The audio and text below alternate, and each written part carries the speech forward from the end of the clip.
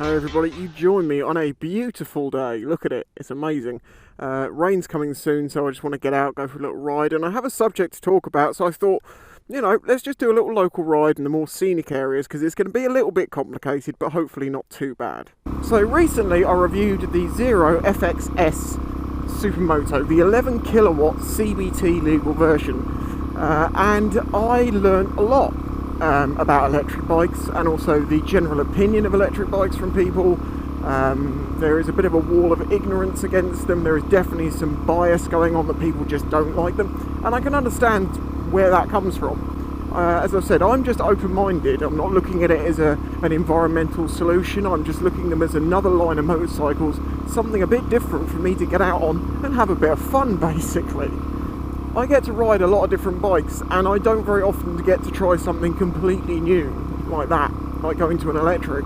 And as I say, if you want to watch the videos, you can see my opinion on it, but generally I thought it was amazing. However, it did bring up a few things that were said, and I think they're valid and we should sort of discuss them maybe.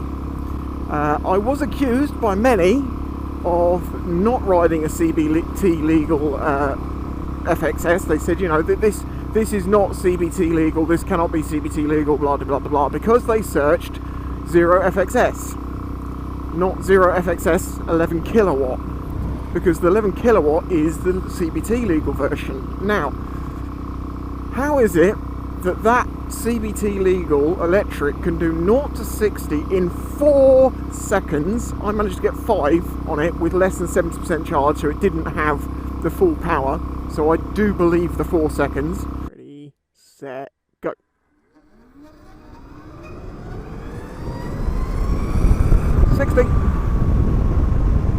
How is that CBT legal when the next fastest, 125 is probably an illegal Aprilia RS125, 2-stroke. Beyond that, if we go into what's legal, maybe something like one of the Yamahas, the Suzukis, the Hondas, they're all doing pretty good top speeds these days, and the KTMs. So the GSX R125 I rode, I think it was that one. I got about 86, 87 miles an hour out of it, as of other people, and they've got more than that. And as I quoted in the Zero video, top speed of that bike was registered 86 miles an hour, so 88 is obviously more, and my video saying fastest 125 is now being completely, wiped out and devoid. No, because I didn't mean top speed, I meant 0 to 60. Because those bikes going around the houses do 0 to 60 in about 12 seconds, 13, 14 seconds, somewhere around there, not 4. The reason why this is the case is quite simple. It's because electric motorcycles are measured by their power differently to the way that petrol conventional engines are. On a CBT, for a petrol 125cc, you're allowed a maximum output power of basically 15 brake horsepower. I'm going to simplify it and just say 15 brake. Well, that is peak power. Now, for a petrol engine to get to that power, that is like, maybe like 9,000 RPM, maybe in a particular gear that it only really gets that actual proper, if it's a wheel horsepower opposed to a crank horsepower, which is getting onto a different thing entirely. So just remember, the petrol bikes are limited to a peak output of 15 brake horsepower, 11 kilowatts. The electric bikes are limited to a sustained peak of 15 brake horsepower, 11 kilowatts. So whereas with a petrol bike, you're having to get through the gears, get up through the revs to get that power, you basically have maximum power all of the time. It does ramp that up a little bit, otherwise you might end up doing wheelies everywhere, but the point is, it isn't limited to that peak, it's a sustained peak, which is why it's got so much more power to get you up to speed. However, the top speed is not much more than what a 125 would be, because when it comes to wind resistance, drag and all those sorts of things, that 15 brake horsepower is only basically enough to get you up to about 86 miles an hour. Now, someone's told me that they've got one of these CBT legal version and they got like 90 something out of it, and I don't disbelieve them. I never pushed that bike to its full maximum speed, because the one time that I did, I was going up a hill at the time, well, tried to get to its top speed. I was going up a hill and I overcooked the engine, overcooked the battery, and it went into sort of limp mode for a moment and then went back. Whatever. The point is, The reason that these bikes are legal on a CBT and massively outperforming the petrol versions is very simply they are measured differently, and thus you get more power in the real world. Because that was my point about fastest CBT bike, you know, it's real world fastest. It doesn't matter that your 125 does 88 miles an hour and this only does 86 miles an hour. The chance of you keeping up with it is zero. You just couldn't. You couldn't keep up with it. You would need to be on something like a 400 to keep up with it. And even then, 0 to 60 in 5 seconds that's pretty quick territory for, you know, little smaller bikes. So yes, it was a CBT legal bike, and it is legal for everyone on a CBT to ride one.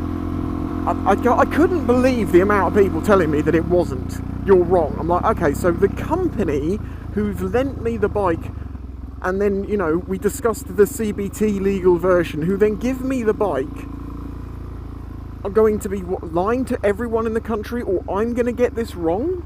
Like, it's a pretty basic thing to get wrong when you're kind of well, I do bike reviews now, and this YouTube thing, it's my main job. I'm kind of I don't like saying I'm professional at it, because I couldn't even say it, but you know what I mean. It would be very silly of me not to check that. So this all naturally leads to a question of, well, why? Why is it that way? Is it that the government didn't realise what that power sustained thing meant, and didn't realise the machine that they were putting into the hands of a possible 17-year-old, or they were doing it as an incentive for a possible 17-year-old? So then that naturally leads on to the question of, well then, should you know, a 17-year-old be allowed to ride a bike which is the equivalent pretty much of an A2 on a CBT? Should that be allowed? Is that safe? Is that something that will continue forevermore, or is it something that the government's going to sort of go, oh, hang on a minute, and then change it in the future? Now the thing is, we are posing these questions from the perspective of CBT means 17, and lots of people also took the, you know, CBT means 17 and nothing else.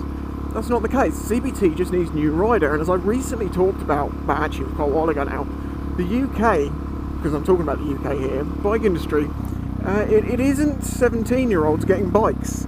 17-year-olds, under 20s like that, they really do not care for motorcycles at all, it would seem. The majority of people getting bikes, getting CBTs these days, and yes, riding 125s, are older people. These people will have the budget to be able to get one of these bikes if they so choose. You know, opposed to, as everyone said, 17-year-old, no one's going to have, you know, 10 grand to spend on a bike. That is basically true. However, it isn't entirely true. I do appreciate, because I come from the perspective of never having much money, that £10,000 is an awful lot of money for such a machine. However, I'm also aware of the fact that there are much richer people out there, many of them, who 10 grand is not an issue, and they will buy them. And you don't need to sell that many bikes necessarily to be able to keep a company going, and thus, you know, it covers it. You know, this is pretty obvious stuff. Lamborghinis, Ferraris, Bugattis, all of these cars that cost hundreds of thousands of pounds. Like, I remember when I was a kid, a Ferrari was like £100,000. Like, these hypercars, supercars are now like 1-point-something million. And then sometimes you don't even own the car. So yes, it's expensive, but that doesn't mean there isn't a reason for it to exist. This has changed a little bit. The roundabout's gone. Oh, let's go back this way. But even then, remembering that CBT doesn't mean 17, and yes, it's very expensive, so not many people are going to be able to get one of these bikes, there is an even more inhibiting factor to it, which is a 17-year-old is probably not going to get insured on one of those electrics due to the value of it and the risk involved with them being on it. So it's kind of managed by the insurance companies and the prohibitive pricing, just in the same way that, you know, a 17-year-old can pass a test and drive a Corsa 1.1 or any other vehicle they so wish, you know, 1,000 horsepower Skyline maybe, something like that. As long as they can get the insurance, not a problem. You don't get anything like that at 17. So, you know, why do people not have a huge problem with that? Well, obvious, the insurance is prohibitive, and the companies will probably say no for the exact same reasons like with the electric bike. Now for me, this seemed like complete common sense, and I tried to look at these things without bias, but it just seemed to me like it was complete common sense that things are the way they are, and that's that.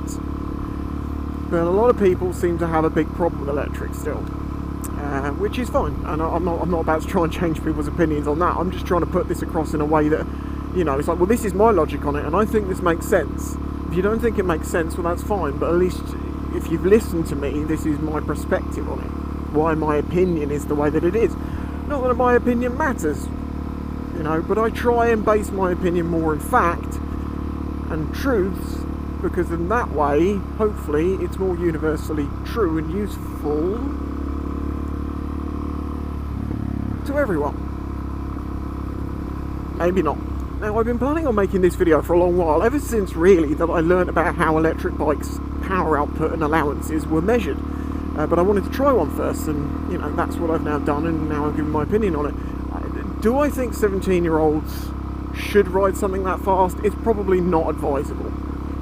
Just because the CBT training isn't enough for that bike. I don't think it's enough in many cases because of inadequate training, not because the course itself is not good enough, but because of inadequate, lazy schools that just put people through really quick, or smack them on an auto and get them through, out the door, money in their pocket, and then let them put their life at risk on the road learning a geared bike, because you know they quite often fully well know they're going to do that, rather than them train them and take a bit longer to get them to actually be safe. However, with some modes on that bike, if they had a more a lower down learning sort of mode, I don't see it being a problem, because you can do that. It's just a software thing, it's just a setting. Just put in lower setting, lower output of power, get to know the bike, and then they can have a bit more power down the line. I did also get a comment only yesterday from someone who looked at a video that I made 5 years ago I'd completely forgotten about, called Learn Illegal Electric Motorcycles, and I basically said, and I quote here, in a couple of years, okay, maybe 5, maybe 10, I think there will be 125cc equivalent electric bikes and 50cc bikes out there, you know, for us to all use. And someone commented on that, well, you say 2 years, it's now 2020, which is 5 years, and we still don't have that. And I thought about it, and I was like, do you know what? No, you mentalist. I'm completely right. What I said was, in about 10 years, so I'm at 5 years, I said that we'd have learn illegal electric scooters, 125s and motorbikes and things like that. And in the past year or so, I have reviewed an electric 50cc scooter. I've reviewed a very fast and fun electric 125 equivalent. They are out there. The thing I got wrong was, I said at the time I thought maybe they would be charged like once a week or something. Well, of course, no, it doesn't work that way, because they won't want to put a giant battery on a small bike, because you lose the miles from the extra weight, etc. So yeah, okay, we're still at the point we're charging them daily, every other day, depending on what model you get. But the technology is here, and it's evolving, and it's growing. As I said, I am not saying it's the future, and I'm not saying it's better than this, that, or the other. I'm just saying it's something that's there, so if it exists, I'm a motorcycle reviewer, I will review it, because some people will want to know. And there is a lot of interest in electric bikes, because it's new and different. And because it's new and different, there's an awful lot of I don't like it, which I understand. I'm sure there's stuff I wanted to mention that I haven't, like the Tesla tabless batteries. That's something about electrics that people are being short-sighted on. Engines have not changed much, really, in a lot of years.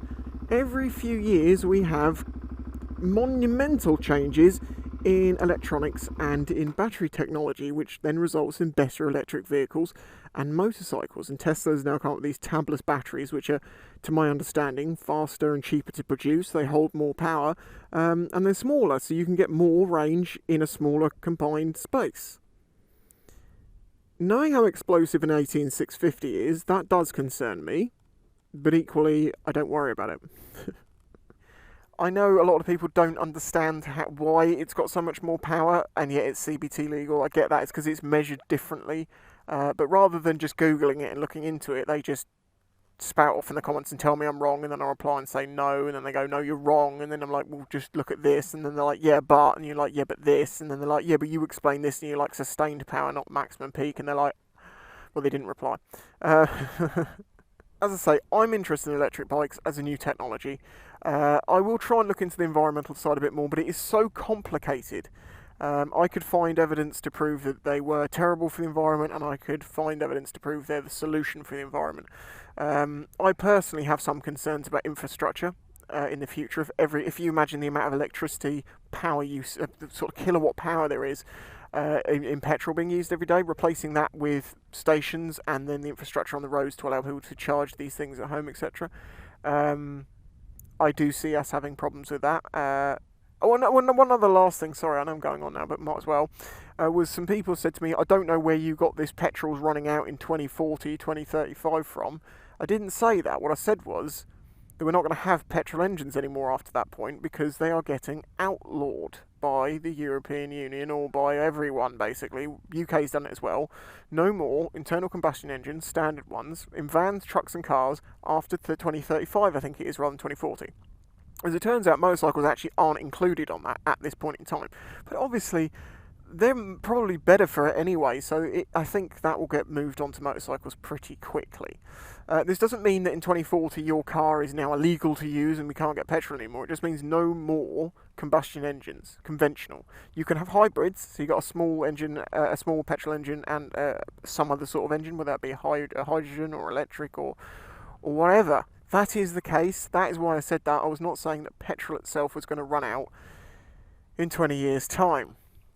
But fossil fuels do have a finite limit left, and we're using more and more of them. And there is more and more people. And apparently, to my understanding, the human population of Earth is going to increase to about 11 billion before it should level off. 11 billion. No thanks. If you've made it this far through this video, hit that like button, subscribe if you're new here. I'm on my way to 100k and I'd appreciate the help.